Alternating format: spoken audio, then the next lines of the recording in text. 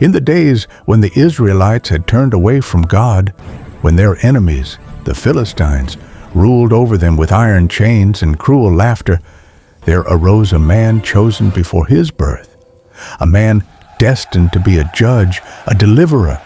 His name was Samson. Before Samson was even born, an angel appeared to a barren woman from the tribe of Dan. He said, "You will conceive a son. He will be a Nazirite, dedicated to God from the womb. No razor shall touch his head, and through him Israel will begin to be delivered from the Philistines." And so the woman gave birth and named him Samson, meaning sunlight. And the Spirit of the Lord began to stir within him. Samson grew into a man of unmatched strength. He was unlike any man in Israel. His power was not from training, nor from muscle, but from the Spirit of God that rested upon him. But Samson's heart was restless. He often walked to the Philistine territories, curious, drawn by what he saw there. One day he saw a woman in Timnah, a Philistine, and though his parents pleaded, "Is there no woman among your own people?" Samson insisted, "Get her for me, for she pleases me." On his way to Timnah, a lion came roaring toward him, fierce and wild. But the Spirit of the Lord came mightily upon Samson, and with his bare hands he tore the lion apart as easily as one tears a young goat. Days later, when he returned, he saw bees and honey in the lion's carcass. He took the honey, and as he ate, he said to himself, "Out of the eater came something to eat. Out of the Eden came something to eat. Out of the lion came something to eat." It's time for some riddles. And of trouble. At his wedding feast, Samson posed that riddle to the Philistines. But when they could not solve it, they threatened his bride, forcing her to betray him. And when Samson learned she had told them, his anger burned. He went down and struck 30 men of Ashkelon, took their garments, and stormed away. When he returned, he found his wife given to another. So Samson took revenge again, catching 300 foxes, tying their tails with torches, and setting fire to the Philistine fields. And the Philistines swore vengeance.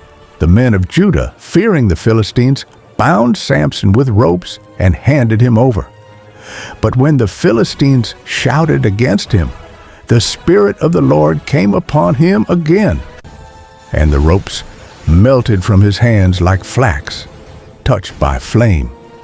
He seized the jawbone of a donkey, and with it struck down 1,000 men. When he finished, he said, "With a donkey's jawbone I have made donkeys of them." And he named that place Ramath Lehi, Jawbone Hill. Exhausted and thirsty, he cried out to God, and God opened a hollow place, and water flowed.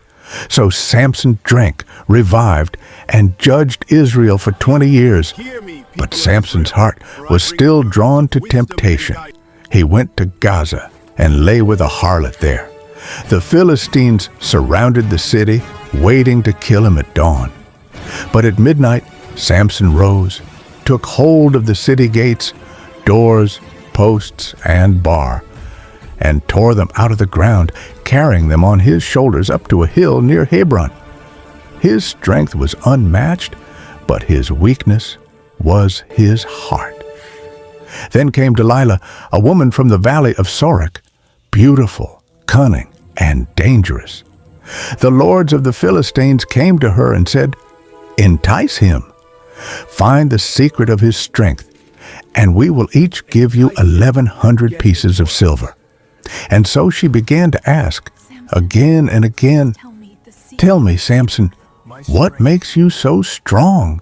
3 times Samson deceived her.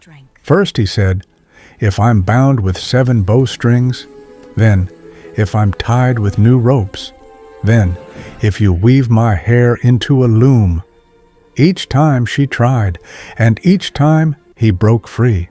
But Delilah persisted, pressing him day after day, until his soul was vexed to death. And finally, weary and blinded by love, he told her the truth. "A razor has never touched my head. If my hair is cut, my strength will leave me."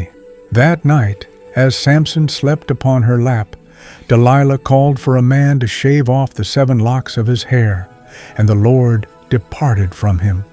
When she cried, Behold, Samson, "The Philistines are upon you," he awoke and thought he could break free as before. But he did not know that the Spirit of the Lord had left him. The Philistines seized him, gouged out his eyes, and brought him down to Gaza. They bound him with bronze chains, and he ground grain in the prison, the mighty Samson, now blind and broken. Yet, as days passed, his hair began to grow again.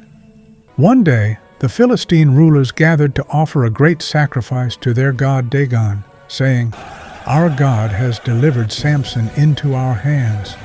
Drunk with celebration, they called for Samson to entertain them.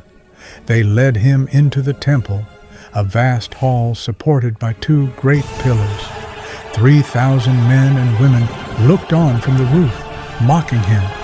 And Samson said to the servant who led him, "Let me rest upon the pillars that support the temple." Then Samson lifted his face to heaven and prayed, "O Lord God, remember me, I pray. Strengthen me just once more, that I may take vengeance upon the Philistines for my 2 eyes."